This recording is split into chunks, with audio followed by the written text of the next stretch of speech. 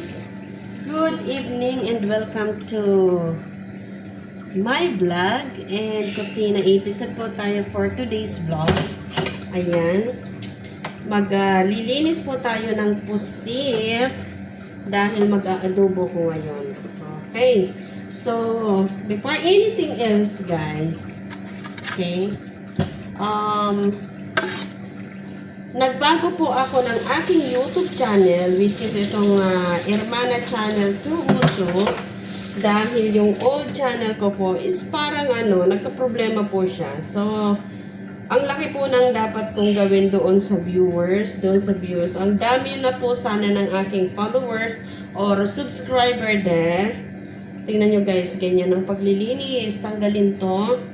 Okay. Kaya lang po, parang walang usad, parang walang pagbabago. So, what I make is that, or what I made, or what I do is that, binago ko na lang po yung channel ko. Kaya ito, mga panibagong channel po ito, panibagong videos po ito guys. So, yung aking mga kaibigan dyan, please don't forget to follow me, or to subscribe my new YouTube channel guys.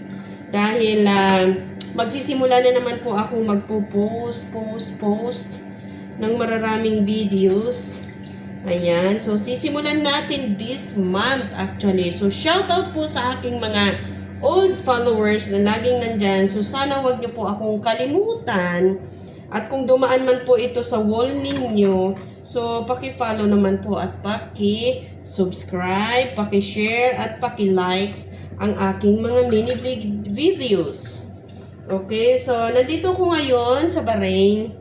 Nandito ko naninirahan sa Bahrain, pero minsan nauwi ako ng Pilipinas dahil syempre nandun yung aking nanay at dito naman nagkaroon tayo, sinuwerte naman ng kaunti at nagkapamilya dito sa Bahrain. Kaya ito ang trabaho ko, trabahong bahay o taong bahay. Dahil hindi naman po ako nakakapagtrabaho na or hindi ako nagtatrabaho guys for some reason. So, wag na lang nating i-detail. So, okay na yun. Okay na ako doon sa ganun. So, housewife po ako dito guys. Alam nyo naman yung trabaho ng housewife ay talagang walang katapusan. Maglilinis, magluluto, and syempre naman, meron din naman akong me time. Me time guys, kapag nagmi-me time ako, ay nag-coffee shop lang ako or nagwi-window shopping, just a window shopping kasi wala naman po tayong datong at hindi naman po mayaman ang aking jowaers, ang aking asawa. Okay, dating jowaers na ngayon ay asawa na, yes. Ganon. So, hindi naman siya mayaman, pero hindi naman ako nagugutom guys. Sakto lang din, sakto lang din ang ating pamumuhay dito.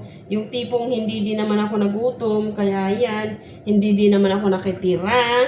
Kaya okay din naman yun sa akin kasi hindi naman tayo mayaman sa Pilipinas, di ba ho? Kaya tayo ay sanay sa mga paghihirap, tayo ay sanay sa mga gawaing bahay.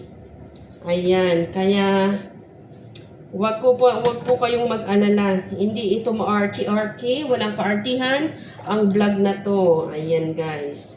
Pero sa pagkain guys, medyo pihikan ako. Hindi ako masyadong kumakain ng kung ano-ano tulad ng beef, tulad ng yung isda guys.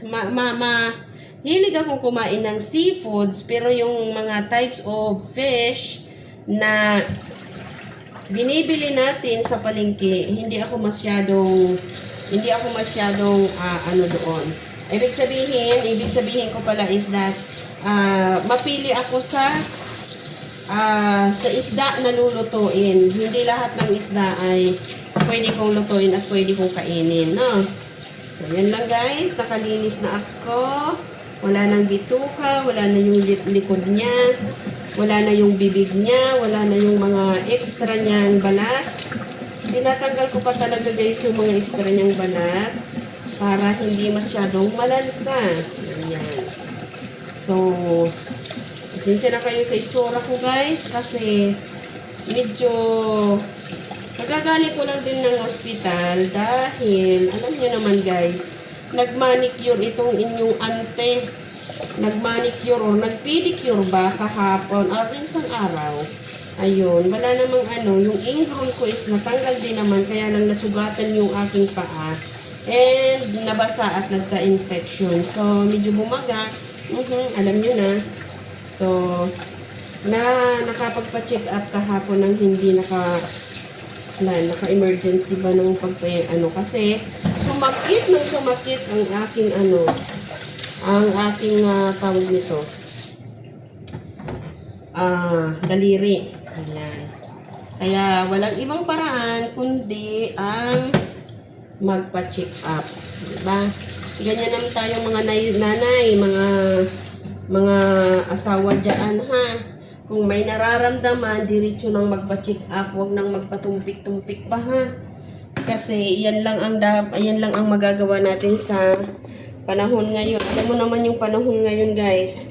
Konting bukol lang, konting malalang sakit na, Kaya kailangan aagapan.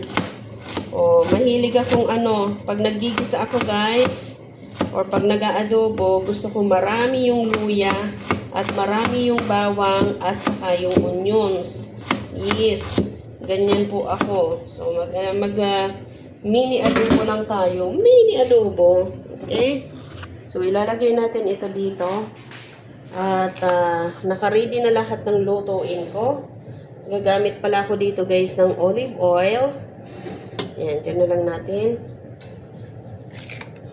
Ayan, sindi yung aking kalan kasi nag-low streak na. Ayan. Diyan ko na lang lulutuin. Nilutuan ko na yan ng itlog kanina, madam people. Tapos, olive oil yung ating gagamitin. Ang panggisa.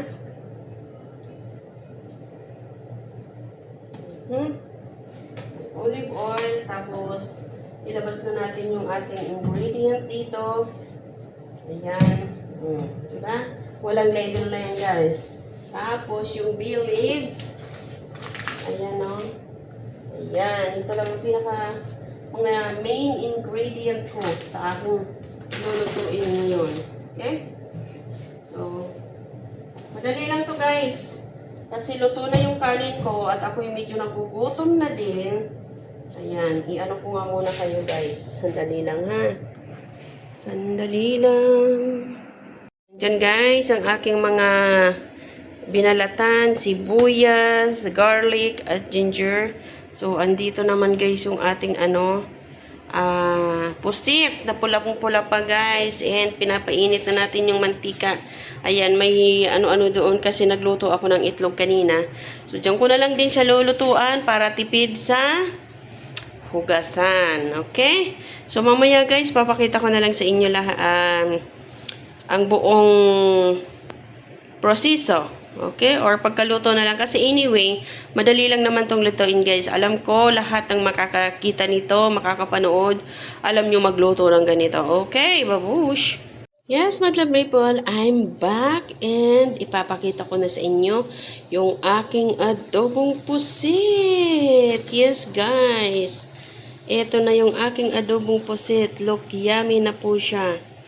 And alam nyo na, guys, kung ano na yung susunod nito. Siyempre, ang susunod nito ay kainan na kasi ready na yung ating bigas, yung ating kanin. Okay? So, yan na, guys. Maya-maya lang. Okay na yan kasi mabilis din namang lutuin ito at wala tong kapagod-pagod lutuin, no? So, yan lang, guys. Thank you so much for watching.